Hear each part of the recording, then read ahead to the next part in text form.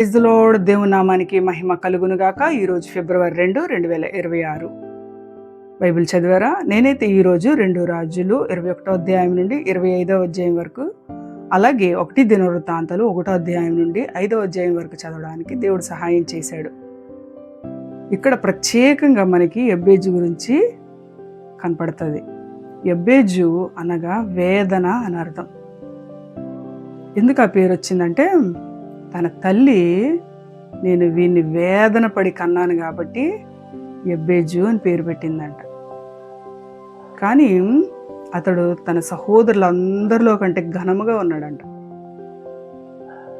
తల్లి ఆ పేరు పెట్టింది, కానీ ఎంతమంది అని ఉంటారు కదా, నీ తల్లికి వేదన కలుగు చేసావు, నీ తల్లి వేదన అని పేరు పెట్టింది అని ఎంతమంది అని ఉంటారు. కానీ తను దేవుని సన్నిధికి వెళ్ళి, దేవా నన్ను నువ్వు ఆశీర్వదించు, నా సరిహద్దులను విశాలపరచు, నీ హస్తాన్ని నాకు తోడుగా ఉంచు, అంతేకాకుండా నేను కీడులో పడకుండా అది నా దగ్గర రాకుండా చేయండి అని ప్రార్థన చేస్తాడు.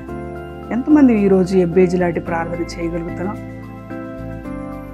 నన్ను వాళ్ళు అలాగన్నారు కాబట్టి నేను ఇలాగ ఏడ్చుకుంటూ కూర్చుంటాను అది ఉండిపోతున్నావేమో. లేదు, నిన్ను ఎవరు ఎన్ని మాటలు అన్నా సరే నువ్వేమని ప్రార్థన చేయాలంటే, దేవా నన్ను ఆశీర్వదించు, నీ హస్తాన్ని నాకు తోడుగా ఉంచని ప్రార్థన చేస్తే దేవుడు యబ్బేజుని ఘనంగా చేశాడు కదా, మనల్ని చేస్తాడు కదా. ఈ రోజుకి దేవుడు అప్పుడు ఎలా ఉన్నాడో ఇప్పుడు కూడా ఆయన అలానే ఉన్నాడు. ఆయన అప్పుడు ఎలాంటి కార్యాలు చేశాడో ఈ రోజు కూడా అలాంటి కార్యాలు చేయడానికి ఆయన సమర్థుడు.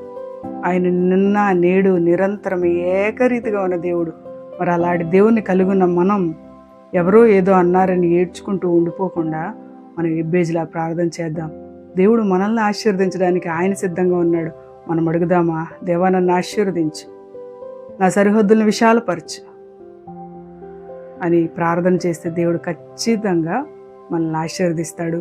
యబ్బేజు ఎలాగైతే తన సహోదరుల్లో ఘనముగా ఎంచబడ్డాడో మనం కూడా ఘనముగా ఎంచబడదుముగాక. ఆమేన్. Praise the lord.